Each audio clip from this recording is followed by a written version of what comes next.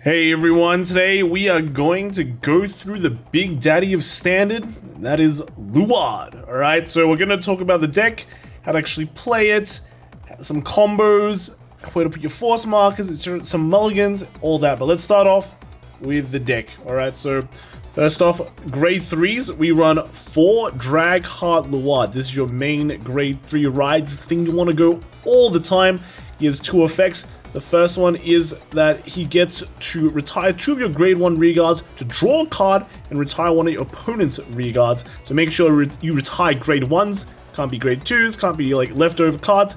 And then the second effect is your fake stride effect. You need to counterblast 3 and return 2 cards from your drop zone to your deck to be able to stride into Drag Driver Luard, and then you ride this back at the end of turn. But you get to -1 counterblast for each grade 1 you have in your graveyard or your drop zone.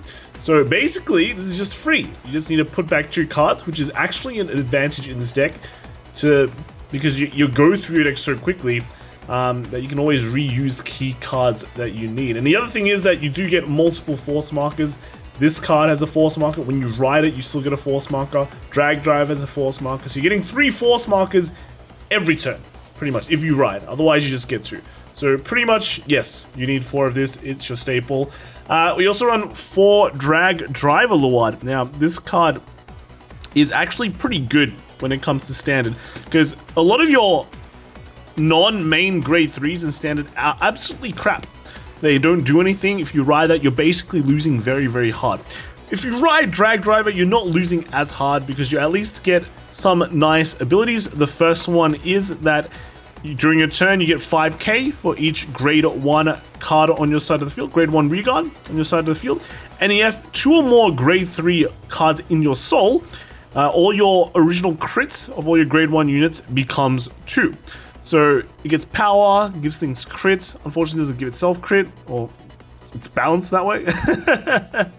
Yeah. And then when placed, you can counterblast 1, search your deck for up to the number of cards in your soul with Luard in their card names plus 1 grade 1 cards and call them to rearguard and shuffle your deck. Now that sounds very convoluted.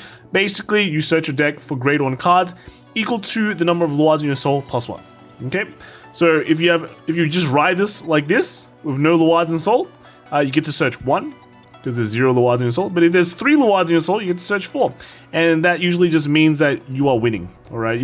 You get to call a full field for absolutely free. Now, this card also has a force marker on it, because for some reason, while other clans only get 2 imaginary gifts a turn, Shadow Paladin gets 3, Luard gets 3, right? So, I don't know, maybe it's because you pay extra for Shadow Paladin, that's why you get an extra force marker. But the other thing is, it's actually kind of deceptive that you only get 3 force markers.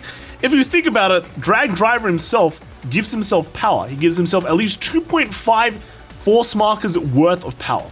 So, what that means is you never have to put a force marker on your Vanguard circle, right? Because he just naturally becomes 38k by himself.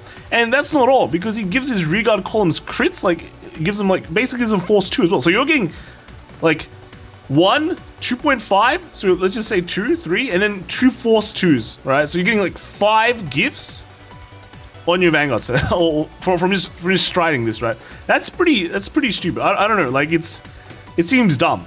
Seems very, very dumb. Like your first fake stride with Dragheart, you're getting what, 3 force markers that turn, then plus like however grade 1s you have on the field, so it's like X, right?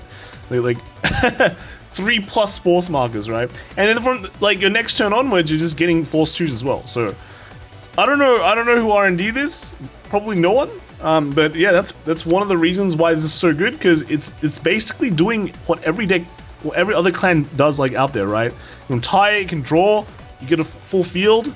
Yeah, but it also does it better, because you just everything is free. Everything is free, right? So yeah, that's the grade 3 lineup we have. Moving on to the grade 2s, we run 4 Morfessa. Alright, Morfessa is, you might remember her. She is an old grade 2, also a grade 4 as well. But she is actually a grade 1 in your deck or on the rearguard circle if you have a Luard. Okay, so that's going to come in handy because counts itself as a grade 1.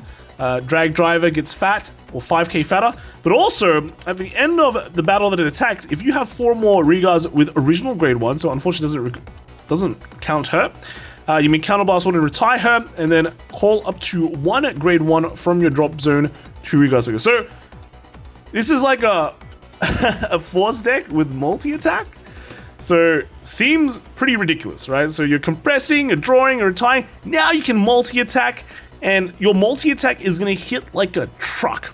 All right, you can put a bunch of you just put this on the fattest force 1 column you have, and then yep, you attack. She has a crit because she's grade 1 for some reason.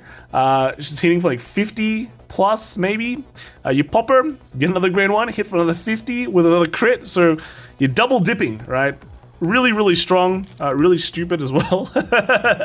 And then we come to the more balanced portion of this deck. We run 4 Drag Wizard Leofowl. Now, in early builds of Luard, no one ran Leofowl because you just run the Superior Ride engine, but that got hit because Nemain's not around, and so we just have to play pure Luard. This was one of the more consistent cards in the deck. It is basically just when placed, you can counterblast one and search your deck for a grade 1 and call it an open regard circle and shuffle your deck. So, nice advantage. You can bully people really hard with this card because you can call like Charons. So this is like a free call, and it hits like 21 with this, so it hits numbers at grade 2.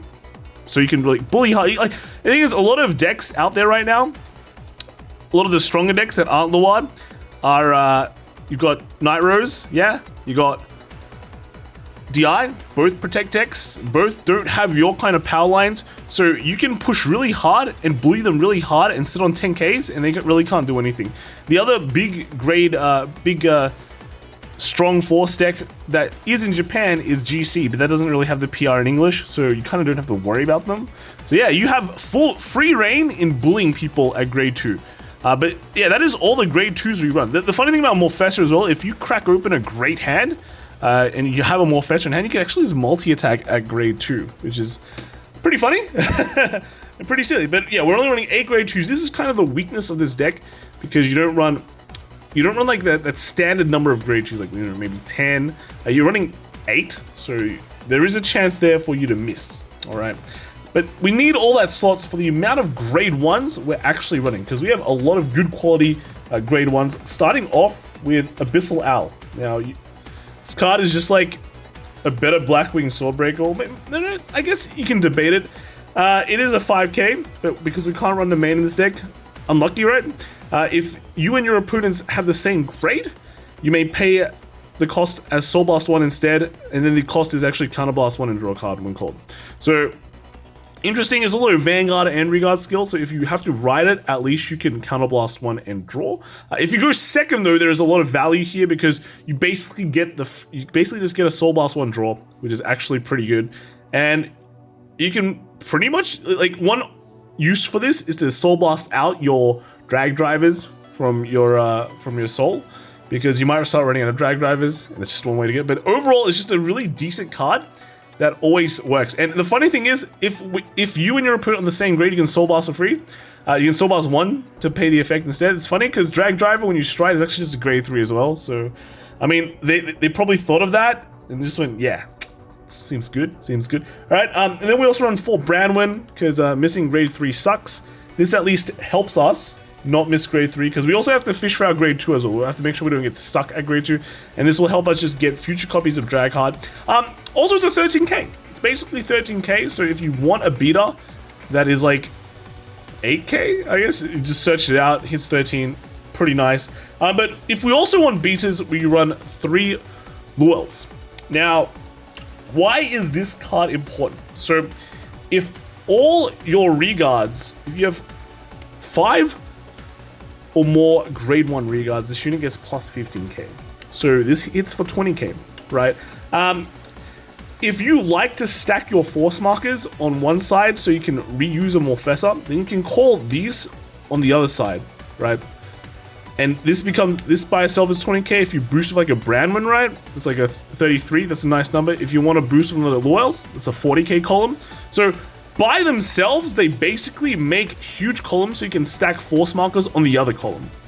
And since your Vanguard doesn't require any force markers, then who cares, right? So yeah, you can make some great turn like turn 2 plays of grade 3, where yeah, normally your first force markers like spread, then your second one you can stack on one, and then like create this another column here for another one, and then spread them out again later on. So it helps make us some really huge either attacks or boosts. And then but just don't forget that she is technically 20k on your opponent's turn as well. As long as you have 5 grade 1s, she's 20k, and it's just funny if your opponent can't really can't kill it, right, by attacking. We also have running one of probably the most important card, grade 1, is Deck Crimps. So I was really thinking of running more than one of him, but his effect is actually really important. If your Vanguard is grade 3 or greater, all your front row grade 1 units gain intercept. Now this makes it so you can clear your front row. And if your field is all grade 1s, like you just call this out, pop it behind your Vanguard. If your field is pretty much just all grade 1s, right, then you intercept your front row, you can sack your back grade 1s for Drag Heart's effect to draw one and retire one, and then you call a whole free field with Drag Driver when it comes out. So this kind of makes it all work. The extra guard power was also really insane because let's say if you have 2 turns of grade 3, you basically have you have 40k shield available for you. So if you'll actually feel like you have you're at a deficit if this goes to like the damage zone or something like that, so you can't actually use the effect. So I was thinking maybe even upping this to 2, just because I feel it's actually a very important card that lets you kind of play that grind game safely. Yep. So currently only 1 deco, so you can take out like a grade 3 for it. Also running 1 Nightmare Painter.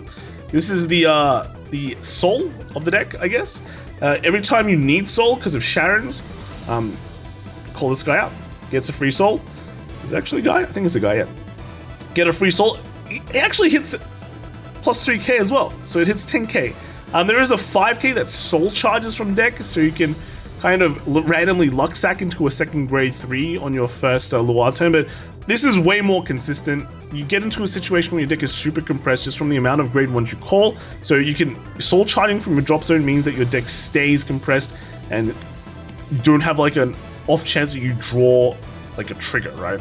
Or you soul charge a trigger and it becomes useless. I mean, you have that high roll scenario where you do soul charge a grade 3, but you wouldn't rely on that. Again, I talked about Charons. Yes, we are running Charons. We have 2 Charons here.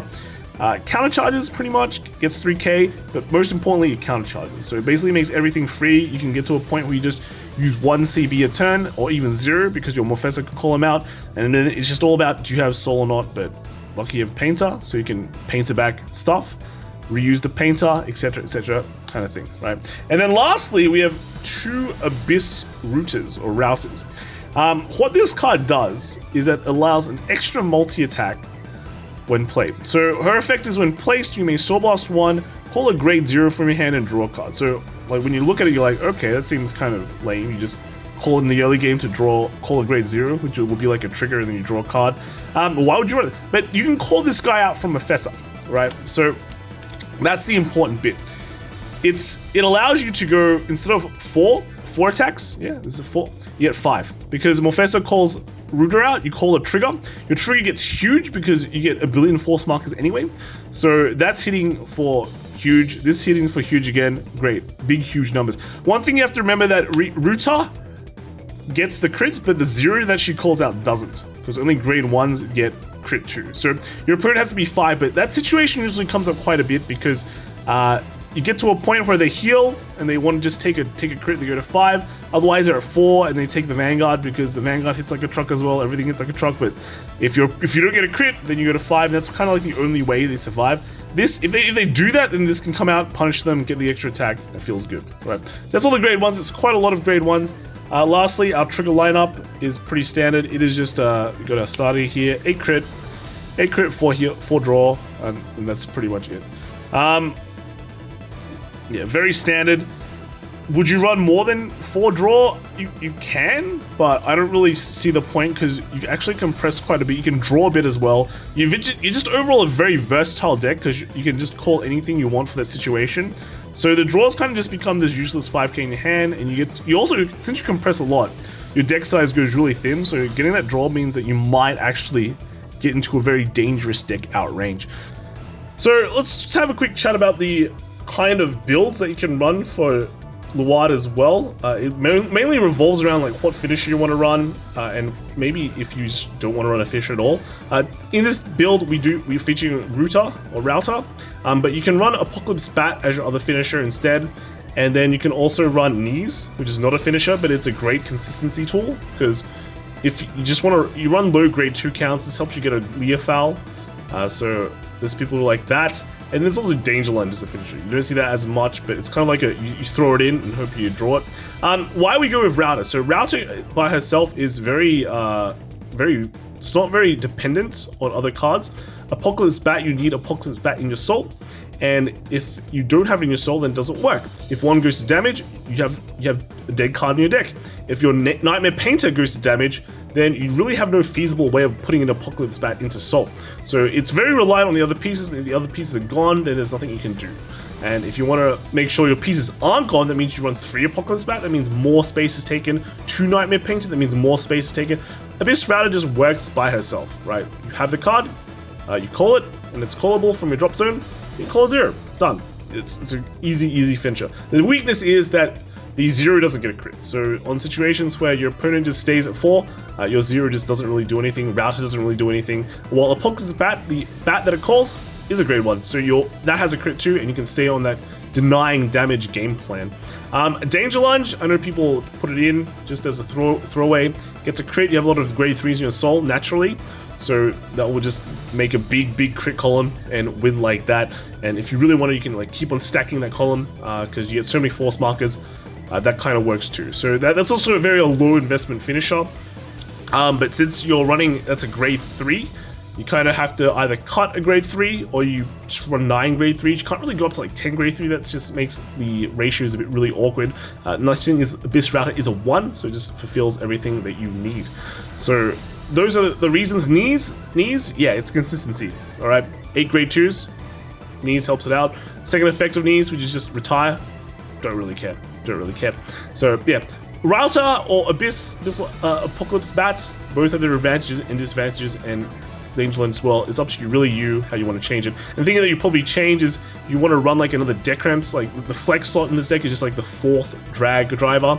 Running 4 is actually pretty good because the drag driver itself is just having 4 means you're more freedom in putting things back. You don't have to always put back a drag driver. If you had the G assist 1 drag driver or 1 goes damage, then it doesn't hurt as much. All right, so yeah, that's why we're running Router, but you're free to run anything else as well. Strengths and weaknesses of Luard. One thing is both your grade 3s are relatively okay. I know drag driver is not as good as riding a drag heart, but yeah, again, like I said before, if you compare it to the other decks out there, most decks are ride your main grade 3 or lose. This one is you can ride either one and still be pretty good. The other one is that your grind game is actually really good. You do everything, you gain so much advantage. You draw, you retire sometimes, and then you get 3 force markers. So you get like 1 billion force markers as the game progresses. So at some point in time, your opponent just can't guard anymore, and you just win through pure power. Also, you also get crits for everything, so like just it's for free for no reason at all. So you can kind of do huge comeback potentials if you keep your opponent at very low damages. You just kind of start one-shotting them. Also, because of drag drive's effect, your deck becomes super compressed. You just call out all your grade 1s, which is basically most of your deck, and then your deck is just full of triggers, right?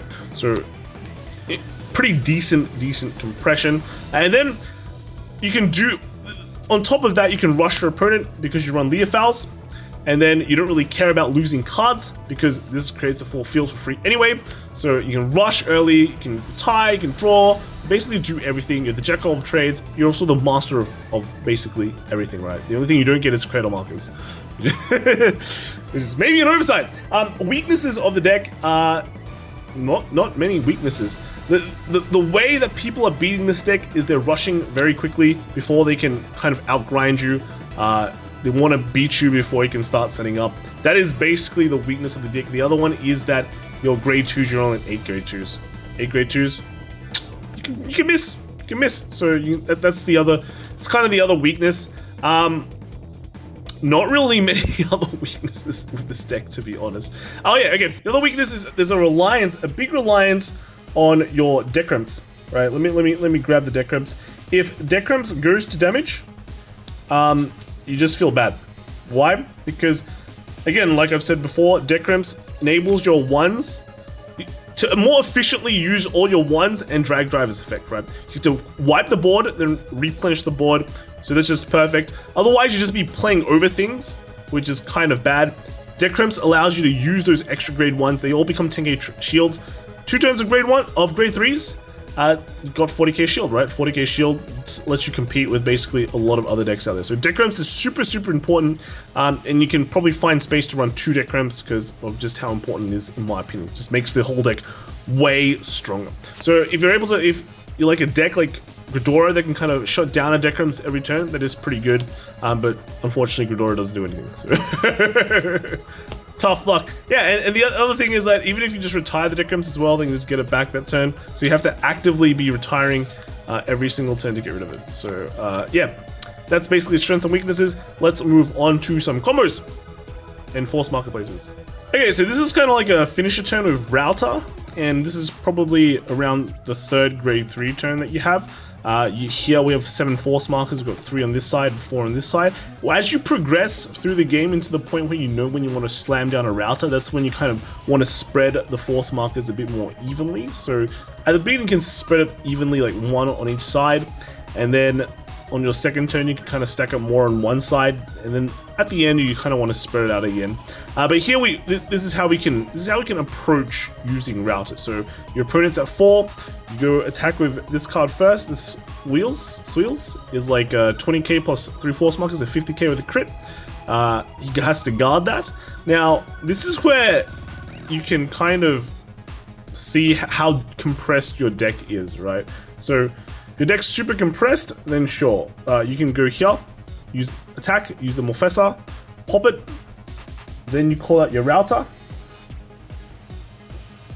comes down, gets super fat, Router's effect.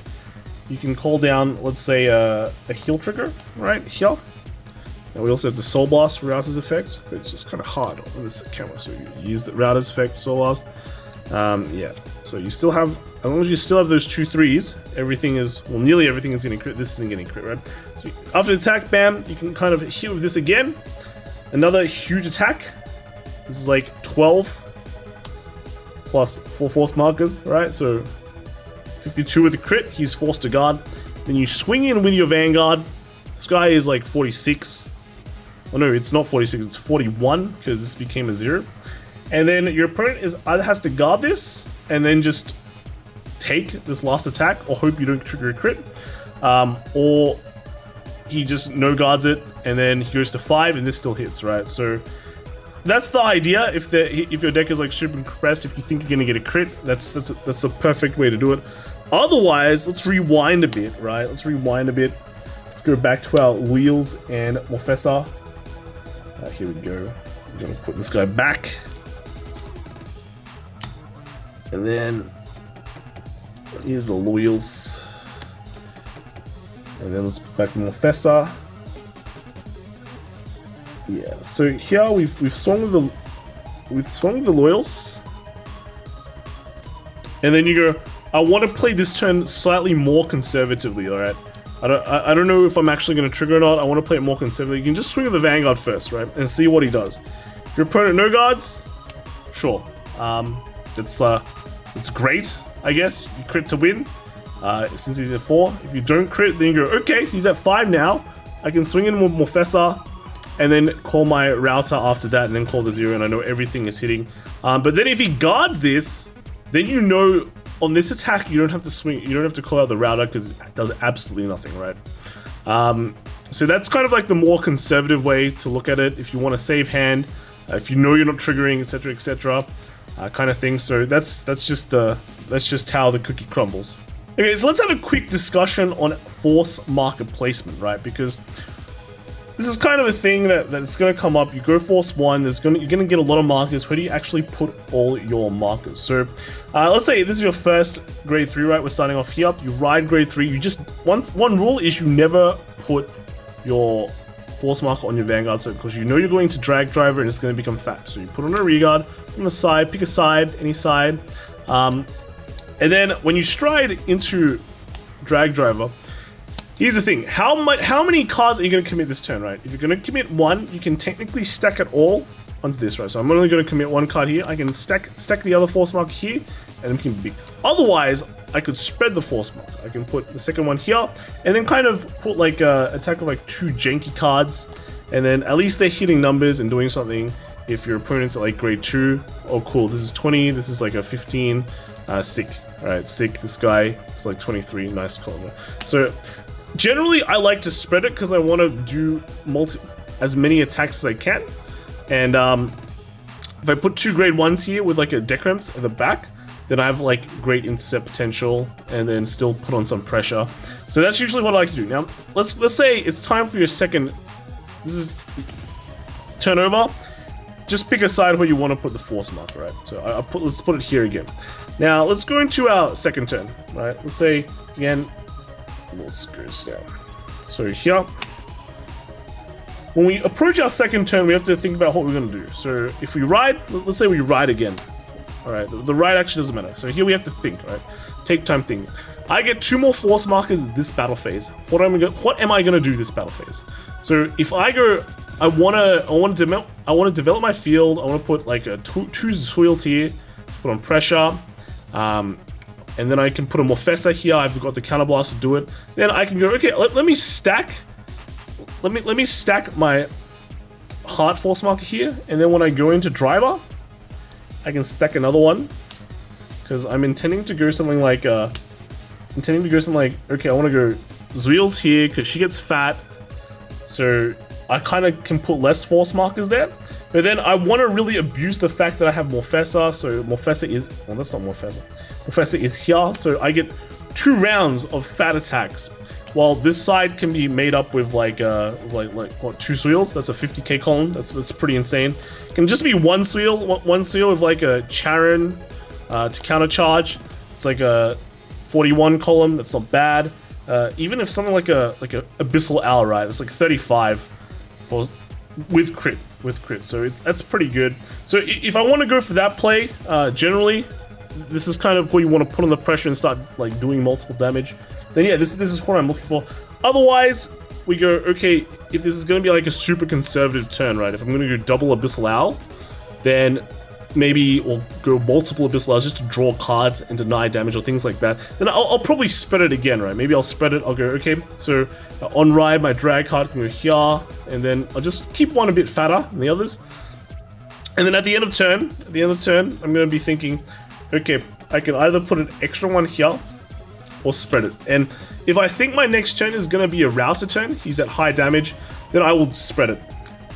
If I think my next turn is going to be a bit more pressure, that I can kind of start stacking it all on one again, and then do that. But generally, by your third ride, you'd be wanting to spread it because next turn, regardless if you like ride another one or not, if you don't ride, you just stride to drag out, then you can put the other one here and go like a 4-3, nice split, one for your Morfessa, one for your just kind of Abyss Router play over kind of plays. So that's kind of the idea. You have to plan ahead. What's your next turn going to be? Is my next turn going to be the routed turn that I want to keep it spread? If I want to really stack a Morfessa, then I can start putting here, and then later on just stack it all into the other one to spread it out evenly again. So that's basically quick consideration for force marker placement, and then let's talk about mulligans. Okay, so let's mulligan some hands. So when we mulligan, we always want to get our grade 2, because it's harder to get our grade 2 because we don't have that many turns compared to grade 3s, and then we want to drag out. That's basically the most important thing. So here we don't have a grade 2. We also have a drag driver, which is kind of crap. Depending on if I go first or not, you can consider keeping Abyssal Owls. But since we already have one, regardless of if we go first or not, we can just dump the other one. So 4 down, 4 out. Let's draw our next 4. Looks pretty bad. We got our drag card, which is nice. But again, we're missing a grade 2. And this is where if you ran knees or something like that, maybe that's cool. That's the philosophy behind running knees. I don't totally agree with it, but yeah, some people run knees because they just don't want to get grade stuck. If we have to go to G assist, then it's too bad. So let's say we go draw. It sucks. On draw, do draw grade 2. So it's actually pretty interesting. We can think of using an Abyss Router, but maybe not. If we went second, then we can immediately just kind of Soul Blast 1 and just draw a card. Do we get our grade 2? No. That's kind of bad. But at least here we have some grade 1s, so we can start developing for attacks as well. So I think overall this is not too bad. Next turn, let's just burn a card. It's a draw trigger. And the next turn we draw for our turn. So we don't have a grade 2, and we just have the G assist. And there it is. Alright, that's fine. Okay, that's not too bad, because we also got another Abyss Owl if we went second, then we can draw another card again. So, not too terrible. Not too terrible. Let's do another mulligan. Let's look again. Okay, we got a grade 2 already. That's perfect. We are in trigger heaven. You just draw all the triggers. Now, keep the Leofol instead, because that can get you cards. Morfessa will let you multi-attack, but this is your preferred grade 2. Here we have nearly everything. We're missing the Drag Heart, which is unfortunate. We got a Drag Driver though, and a Brandwind. So overall we have a good chance of actually doing hitting what we want to hit. So draw, we have another Leofowl. Look, this is actually put on a pretty good grade 2 attack chain. Let's say I draw, went first, draw, top 5. So I get my Drag Heart. If I hit a Drag Heart, nope. I hit a Drag Driver. We can dump the Drag Driver, and that should be fine. We can press our deck a bit. Shuffle better, so okay. Drag Driver, we already have a Drag Driver, we can just dump that one. Burn a card from the opponent's attacking. Draw. We have another Brandman, so I think we're pretty good.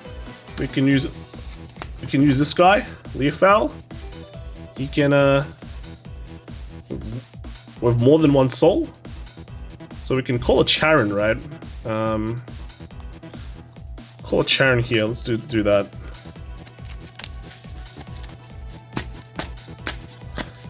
Quick shuffle. Charon down. We can Soul Blast the grade 1, so we have one grade 1 now bin. Counter charge. Now we can use another Leofowl. And this time we can call out like an Abyssal Owl, which is good. The Abyssal Owl. Oh, we went first, so actually it doesn't really do anything because we can't we won't be able to use the effect if we went first. So fortunately, no, don't go Abyssal Owl. We can call out something like a Decramps now. We can set it up so we don't have to call it later, and it won't go to damage, which is the most annoying part. That's fine. If you think you can even make a full, well, we can't really make a full field of grade 1, so no point getting a Seals. So yeah, deck cramps. So we fit our deck by 1 as well. We can just call a Brandwind out as well. Put it here. And then do we get our Drag card after thinning 2 cards? No, but we get another Drag Driver, that's fine. But now we actually have a pretty decent field. We can kind of just bash it. Here you can throw away the Drag Driver again because we already have another one. But we could be stuck on a Drag Driver, so you could be thinking like this is the hand. Could be thinking, okay, maybe we want to throw one of these away in case I have to re-ride Drag Drivers, which is not a terrible play. But if you want, you can just throw this away. Kind of hope you get into another Abyssal Owl. So that's our drive check. This is our damage. We might not even get a damage, and let's say a draw. So this is basically it. So our grade 3 will unfortunately be a Drag Driver ride. But we've actually put on some really decent pressure. If they got rid of some cards, if they give us damage, we can still call 1. So overall, that's not bad. That's not bad. We've searched out our deck ramps as well, so at least we can get some intercepts going. Okay, so those are 2 mulligans. Maybe not the perfect mulligans, but you can kind of see where I'm going with this.